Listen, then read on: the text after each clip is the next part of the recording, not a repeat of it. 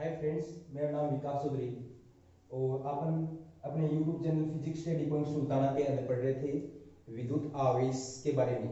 12th class के अंदर first chapter के अंदर बात कर रहे थे अपन विद्युत आवेश के। अपन पार्ट फर्स्ट में देख चुके थे कि आवेश की आपके पास जो डेफिनेशन होती है, परिभाषा होती है, वो क्या होती है।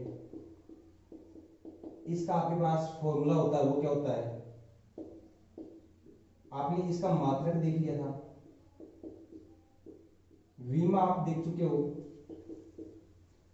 नेक्स्ट आपने इसकी निर्भरता भी देख चुके हो कि आवेश किस पर निर्भर करता है। आप एक कूलम्ब आवेश की डेफिनेशन देख चुके हो, एक कूलम्ब आवेश क्या होता है। और एक आपके पास 7 पॉइंट में हमने बात की थी नाभिक पर आवेश। नाभिक पर आवेश किस तरीके से ज्ञात किया जाता है, क्या इसका फॉर्मूला होता है, ये सब अपन पढ़ चुके थे 7 पॉइंट। नेक्स्ट पॉइंट की अपन बात करते हैं जिसमें अपन पढ़ेंगे कि आवेश कौन कौन से नियम का पालन करता है, तो अपन पालना पढ़ेंगे इसकी।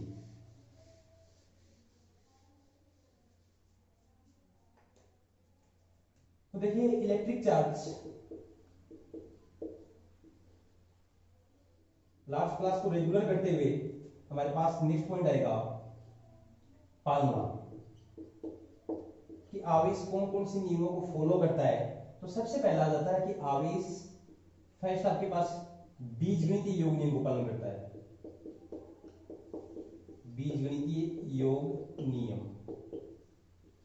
सेकंड आपके पास आ जाएगा आवेश संरक्षण नियम को पालन करता है, संरक्षण नियम का पालन। थर्ड आपके पास आ जाएगा आवेश क्वांटीकृत नियम का भी पालन करता है, क्वांटीकृत नियम का पालन करता है। इसके बारे में अपन बात करेंगे। तो सबसे पहले अपन बात करेंगे बीजगणितीय योग नियम की। बीजगणितीय योग नियम। तो लास्ट क्लास में आपने देखा था कि आवेश होता है वो एक आपके पास स्केलर क्वांटिटी होती है, अर्थात अदिश भौतिक राशि होती है। और हम 11th क्लास में पढ़ चुके हैं कि जो अदिश राशियां होती हैं, अदिश राशि होती हैं, वो केवल और केवल बीजगणितीय योग नियम का पालन करती हैं। बीजगणितीय योग नियम का पालन करती हैं, योग नियम। तो आवेश अदिश राशि होने के कारण बीजगणितीय योग नियम का पालन करता है। अब बात आ जाती है कि सर बीजगणितीय योग नियम क्या होता है। जो अपन डायरेक्टली सीधी कैलकुलेशन करते हैं वो बीजगणितीय योग नियम ही कहलाता है। जैसे एक आपके पास ये कोई पृष्ठ है, इस पृष्ठ के अंदर आपके पास आवेश है जैसे 2 माइक्रोकूलम्ब, -3 माइक्रोकूलम्ब, 6 माइक्रोकूलम्ब।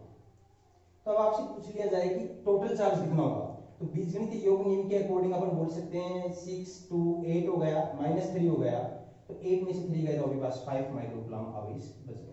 तो इस तरीके से आवेश बीजगणितीय योग नियम का पालन करता है। आपसे पूछा जाए कि आवेश बीजगणितीय योग नियम का ही पालन क्यों करता है, तो आपका जवाब होना चाहिए कि आवेश होती है वही अदिश भौतिक राशि होती है और अदिश राशियां बीजगणितीय योग नियम का पालन करती हैं, जबकि सदिश राशियों के लिए सदिश योग नियम का पालन होना जरूरी है।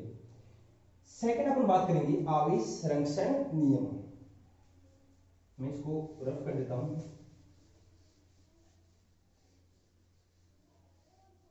आवेश संरक्षण नियम,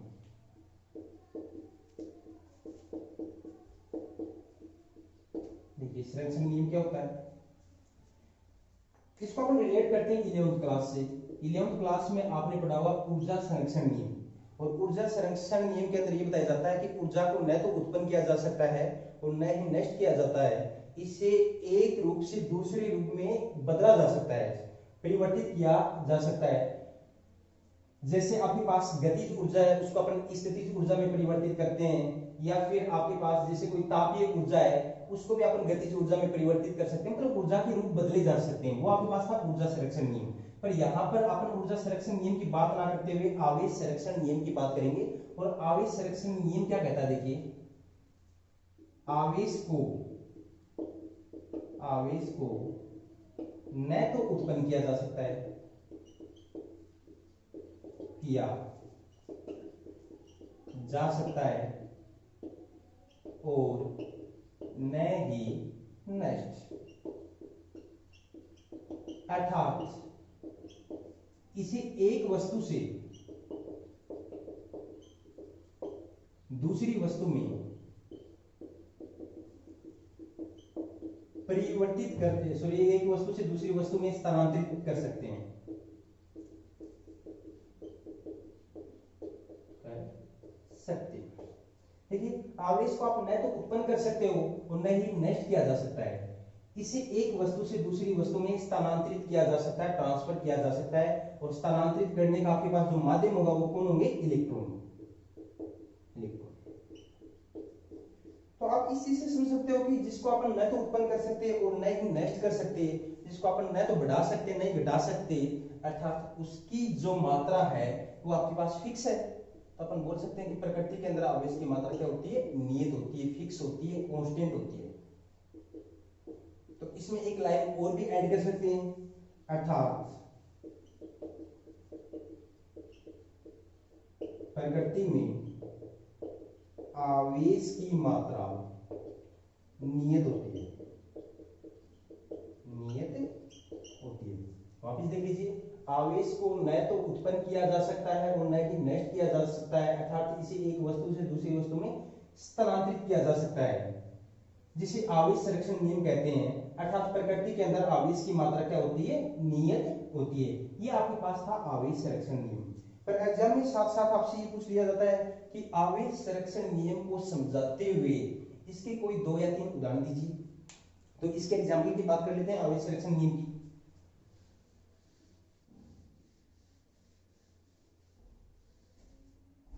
जैसे फर्स्ट क्लास से सॉरी सेकंड क्लास में हमने पढ़ा था घर्षण विद्युत या घर्षण द्वारा आवेश।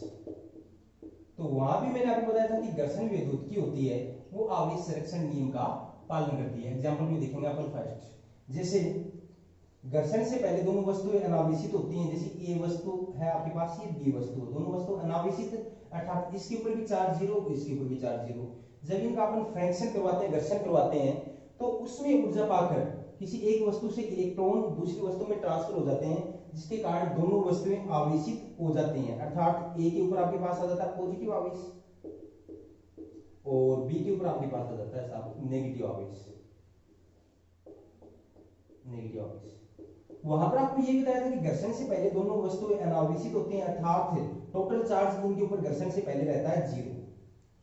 घर्षण के बाद इसके ऊपर पॉजिटिव, मतलब जितना पॉजिटिव आएगा इतना ही आपके पास क्या आएगा? नेगेटिव। अब यहाँ पर भी टोटल चार्ज करके देखेंगे तो आपके पास जीरो, क्योंकि प्लस माइनस कैंसिल आउट हो गए। तो आवेश पहले भी जीरो था, अब भी जीरो। तो अपन बोल सकते हैं कि आवेश न तो बढ़ रहा है और न ही घट रहा है, अर्थात प्रकृति के अंदर आवेश की मात्रा क्या है? नियत है। तो एग्जाम्पल में अपन समझा सकते हैं इस तरीके से कि घर्षण विद्युत की आवेश संरक्षण नियम का पालन करती है। सेकेंड आपके पास आ जाता है नाभिकीय विक्रियाएं।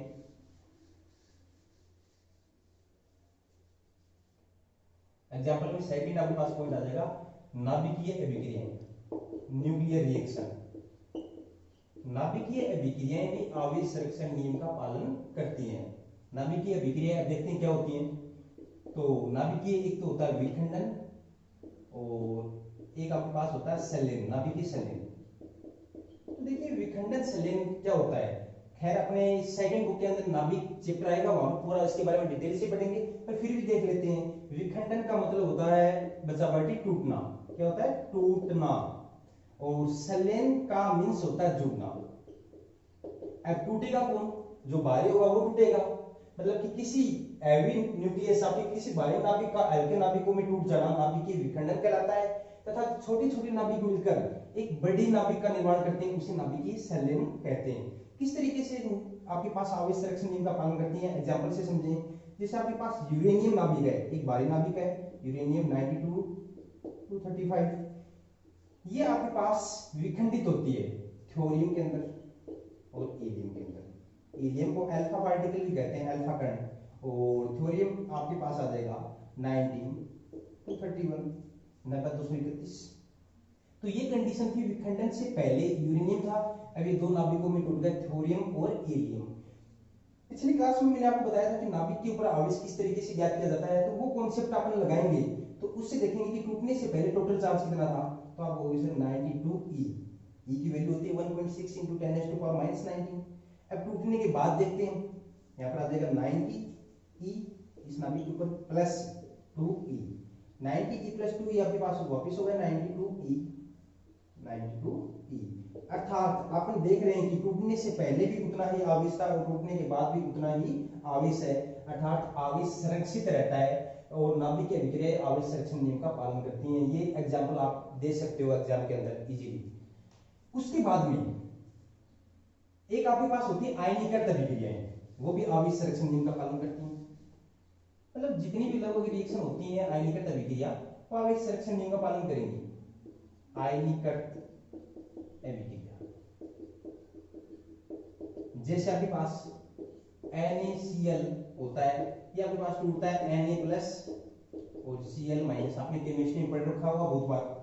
NaCl टूटने से पहले आपके पास NaCl उदासीन होता है तो इसके ऊपर चार्ज आपके पास 0, टूटने के बाद Na के ऊपर प्लस आ गया, मतलब इसके ऊपर एक इलेक्ट्रॉन की कमी हो गई तो इसके ऊपर आवेश आ गया प्लस का 1.6 × 10⁻⁻⁹ प्लस इसके ऊपर Cl के ऊपर माइनस चार्ज आ गया तो यहाँ पर एक इलेक्ट्रॉन की वृद्धि हो गई तो इसके ऊपर चार्ज आ गया माइनस का 1.6 × 10⁻⁻⁹ कूलम। टोटल करके देखोगे तो यहाँ भी 0 आएगा, पहले भी 0 बाद में भी 0, अर्थात आयनीकृत अभिक्रियाएं आवेश संरक्षण नियम का पालन करती हैं। ये था आपके पास आवेश संरक्षण नियम। एक बार वापस देख लेते हैं कि आवेश संरक्षण नियम, आवेश को न तो उत्पन्न किया जा सकता है और न ही नष्ट किया जा सकता है, इसे एक वस्तु से दूसरी वस्तु में स्थानांतरित किया जा सकता है, अर्थात प्रकृति के अंदर आवेश की मात्रा निहित होती है। यही आपके पास आवेश संरक्षण नियम है। ये उसके कुछ एक एग्जाम्पल थे आवेश संरक्षण नियम के। परीक्षा में पूछता है तो भी आपको करने हैं, अगर नहीं पूछता है तो भी आपको करने हैं आवेश संरक्षण नियम। तो पालना के अंदर आपने आवेश संरक्षण नियम देख लिया। एक होता है आपके पास आवेश क्वांटीकृत नियम।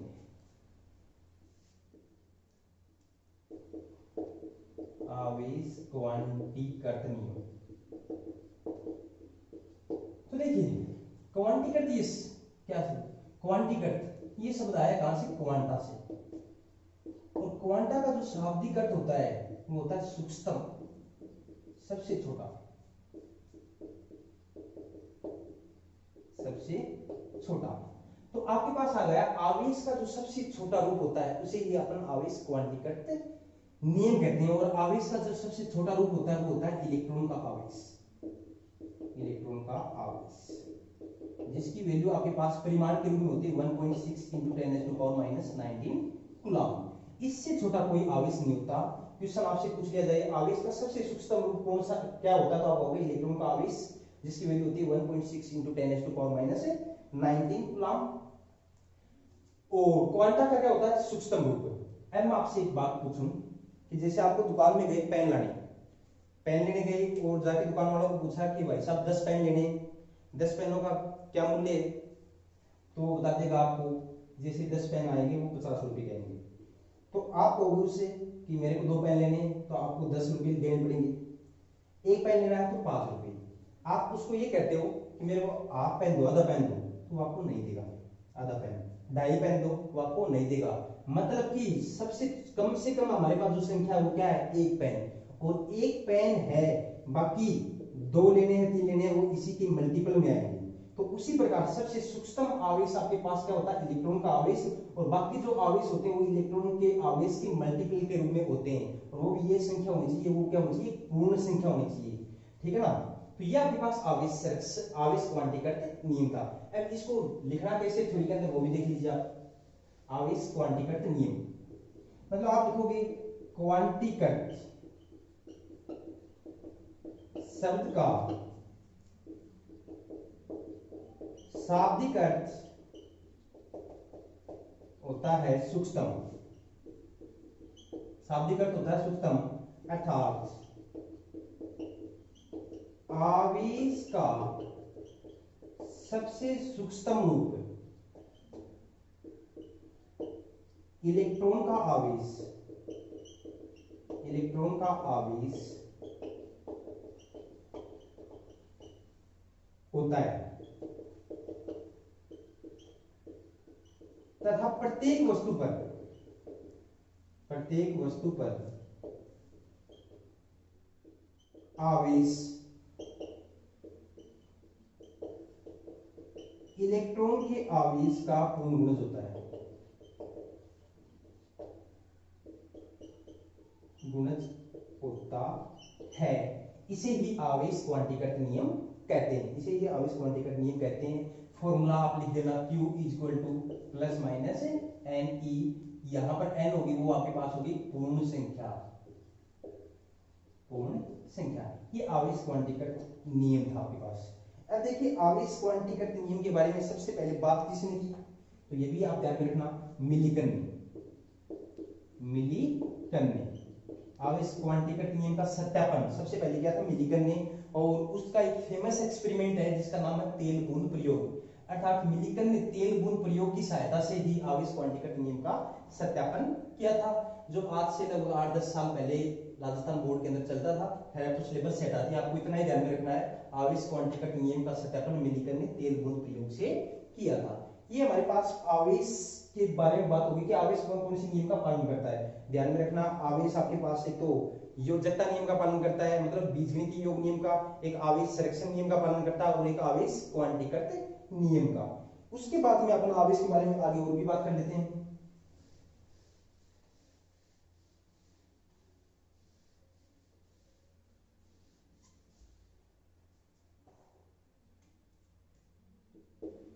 स्थानांतरित द्रव्यमान की गणना,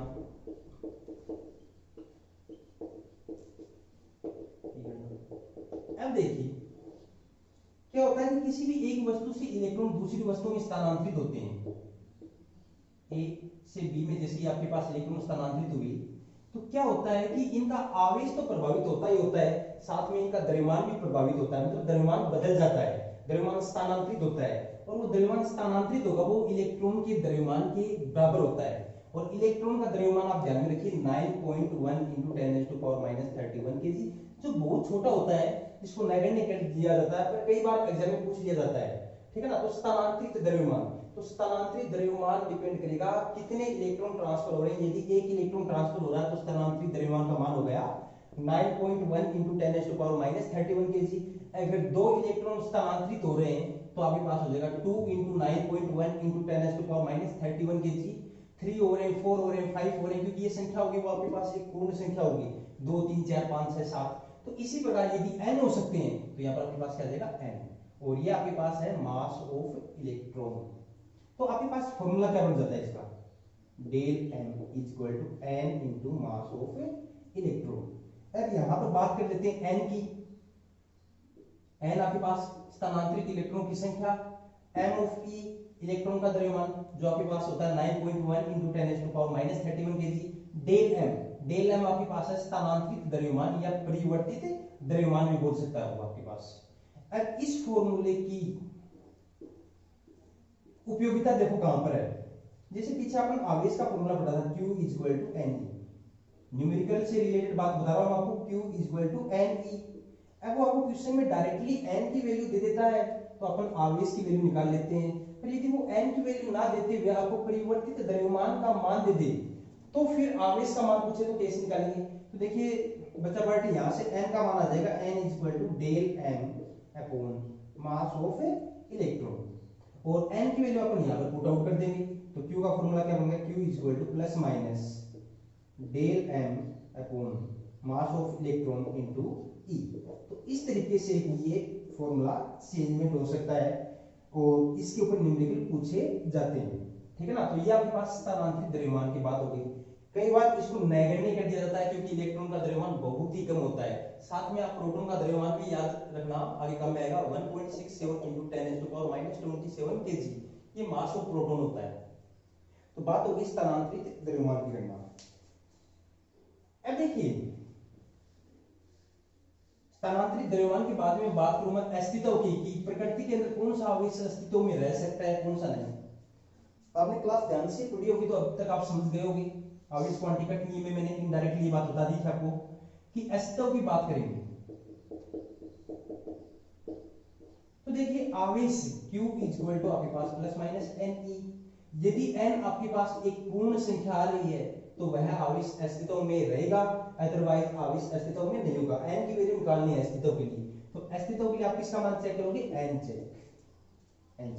और यदि n आपके पास एक पूर्ण संख्या है तो वह आवेश अस्तित्व में होगा, अदरवाइज नहीं होगा। जैसे आपको आवेश की वैल्यू दे देगा न्यूमेरिकल के अंदर, क्या 11.2 × 10⁻³ कूलम्ब आवेश अस्तित्व में है, तो तो क्यू की वैल्यू दे दी उसने, ई के अपन जानते हैं, एन का मान निकाल लेंगे, एन पूर्ण संख्या आया तो वह आवेश अस्तित्व में होगा, अदरवाइज नहीं होगा। तो ये आवेश से रिलेटेड आपके पास लगभग कंप्लीट बातें हो चुकी हैं। परिभाषा, मात्रक, विमा, अदिश, सदिश, निर्भरता, अस्तित्व, पालना, नाभिक पर आवेश, लगभग आवेश आपके पास कंप्लीट हो चुका है। यहाँ पर अपन आवेश को फिनिश करते हैं। नेक्स्ट क्लास के अंदर अपन बात करेंगे कूलाम का नियम, कूलाम का नियम। और आज के लिए इतना ही। रेगुलर पढ़ते रहिए। Best of luck. धन्यवाद।